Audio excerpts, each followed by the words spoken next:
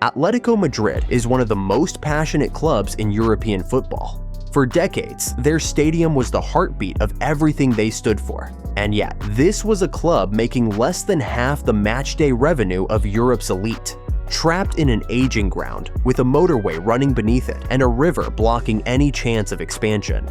But instead of chasing a new location or relying on billionaire money, Atletico made a completely different decision. They chose an abandoned, half-demolished stadium that had spent nearly 20 years failing to find a purpose. What followed was a $310 million gamble, one of the most unlikely transformations in football history. And in less than a decade, that failed project became a global stage, selected for the 2030 FIFA World Cup, with ambitions to host a semi-final. This is the full story of how that happened. The Vicente Calderon opened in 1966 on the banks of the Manzanares River, and it quickly became more than just a stadium. It was loud, intense, and a true symbol of Atletico Madrid's identity. The working-class club in a city dominated by glamour. Big moments made it legendary. The 2014 La Liga title under Diego Simeone and 2 Champions League final runs turned the Calderon into one of the most feared atmospheres in European football. But behind all that passion, there was a problem that no amount of loyalty could fix. The Calderon was physically trapped. On one side was the Manzanares River, and on the other, the M30 motorway ran directly beneath the stadium, not beside it, but underneath its structure. There was no space to expand, and no realistic way to modernize it. In modern football, that was a serious limitation. Clubs across Europe were building bigger stadiums with VIP areas, corporate boxes, and premium hospitality that generated huge commercial income. While Real Madrid across the city were earning enormous revenue from their redeveloped Bernabeu, Atletico's matchday income sat at around 41 million euros per season, less than half of what clubs in modern 80,000-seat stadiums were making. The Calderon wasn't just aging, it was actively holding the club back. At the same time, on the other side of Madrid, another stadium was facing the opposite problem. In 1994, the community of Madrid opened a new athletic stadium on the eastern edge of the city. It was built for one purpose: to anchor the city's bid to host the 1997 World Athletics Championships. The project cost around 45 million euros, featured a single towering stand shaped like a comb, and quickly became known as La Pineda, the comb. But before it could prove its value, everything collapsed. The bid failed, and Athens was awarded the championship instead. Just like that, the stadium was left with almost no purpose, sitting on the edge of Madrid with nothing to justify its existence. What followed was nearly 20 years of false hope. Madrid kept chasing the Olympics, 2012, 2016, and 2020, and each time La Pineta was positioned as the centerpiece of the plan. Each time, the city lost. 3 bids, 3 failures. And every time, the stadium was left in the same situation, promised a future that never arrived. By 2013, after the 3rd Olympic defeat, La Pineda had been partially demolished, stripped of its lower tier and athletics track, and left half-finished, abandoned, and completely without purpose. So by the early 2010s, Madrid had 2 very different problems. One stadium was full of history but had no future. The other had potential but had never found a purpose. Then everything changed. Just days after Madrid lost the 2020 Olympic bid in September 2013, Atletico Madrid made their move. With the Olympic project finally dead, the land was suddenly available, and so was the opportunity. The deal they structured was remarkable. A construction firm wanted the valuable Calderon site, and in exchange, they agreed to help build Atletico a new stadium on the La Pineta site at almost no upfront cost. Atletico handed over their historic home, paid around 40 million euros for the new site. And from 2 failed stadiums on opposite sides of Madrid, Atletico Madrid were about to build something completely new. When Atletico Madrid took over the La Pineda site, their first decision said everything about how seriously they approached the project. They didn't bring in a trendy international firm. Instead, they returned to the original architects, Cruz y Ortiz, the same team that had designed La Pineda in the 1990s.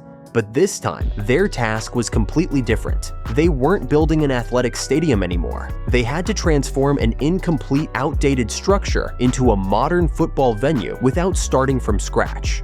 Rather than demolishing everything, they preserved the original Western Stand, the iconic concrete comb that gave the stadium its identity, and built 3 entirely new stands around it. The biggest change, however, came below ground level. Instead of building upwards, they lowered the entire pitch by 15 meters. This single decision dramatically improved the atmosphere, bringing fans much closer to the action while maintaining perfect sight lines across the stadium. In the northeast corner, the closest seat sits just 5.89 meters from the touchline, an almost unheard of level of proximity in a stadium holding over 70,000 spectators. Above the structure, the roof became the defining feature. Atletico brought in Schleich-Bergermann partner, the engineers behind major stadiums like the Maracanã and Berlin's Olympic Stadium, to solve one of the toughest challenges of the project. The old structure was uneven, and the new stands were built at different heights, making a unified roof extremely complex to design. Their solution was inspired by a bicycle wheel, using steel rings on the inside and outside, connected by tension cables to hold everything in balance. The roof itself is made from a lightweight material that allows natural light to pass through while protecting fans from weather conditions. In total, over 4,000 tons of steel were used, and the canopy now covers around 96% of the stadium. Around its edge runs a continuous red ring, Atletico's color, making the structure visible across the Madrid skyline. The stadium also became the first in the world to operate entirely on 100% LED lighting, capable of displaying millions of colors across its exterior. But this transformation wasn't only about architecture, it was about fixing Atletico's biggest limitation: revenue. Around 7,000 seats, nearly 1 in every 10, were designed as premium hospitality. The VIP areas cover more than 11,000 square meters, offering private suites, corporate boxes, and open-air seating, ensuring even the highest-paying fans still experience a real match-day atmosphere. And the demand had always been there. Even before the stadium opened, more than 48,500 season ticket reservations had already been made. For the first time, Atletico Madrid had a stadium that matched not only their passion, but also their ambition. The Metropolitano opened on September 16, 2017, with a La Liga match against Malaga. King Felipe VI was in attendance. Antoine Griezmann scored the first goal, and Atletico won 1-0. It was a simple start on paper, but what followed made it clear that this stadium was anything but ordinary. Less than 4 weeks after opening, UEFA made a stunning announcement. The Metropolitano would host the 2018-19 Champions League final. Not years later, not after proving itself over time, just 4 weeks after opening its doors. It remains one of the fastest times a newly built stadium in Europe has ever been awarded the biggest match in club football, instantly placing Atletico's new home on the global stage. That final, played on June 1, 2019, between Liverpool and Tottenham Hotspur, was watched by over 63,000 fans inside the stadium and hundreds of millions around the world. It was the 5th Champions League final held in Madrid, but for the Metropolitano, it was something more important: an introduction. In a single night, the stadium went from new venue to global landmark. But the real impact of the move showed up somewhere far more important than a trophy cabinet. It showed up in the numbers, and it showed up immediately.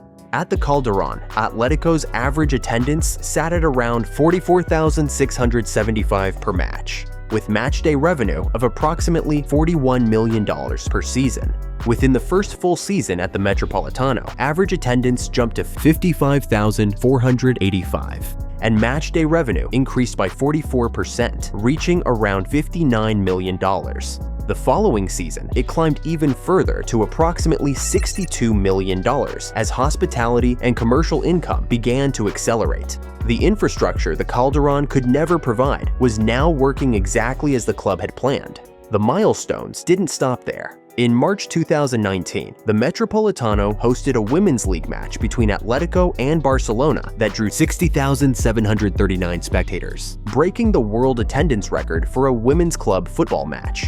The stadium's capacity has since increased to over 70,000 following internal upgrades, allowing it to host even bigger events. And the future is already secured. The Metropolitano is set to host another Champions League final in 2027, and it has been selected as one of the venues for the 2030 FIFA World Cup, with ambitions to stage a semi-final. In less than a decade, it has gone from a rebuilt stadium to one of the most important venues in world football. But even now, the story isn't finished. Atlético are already expanding beyond the stadium itself, developing a massive sports city around the site, a high-performance training center, a 6,000-seat stadium for the women's team, public sports facilities, and a large commercial complex, all expected to be completed by 2027.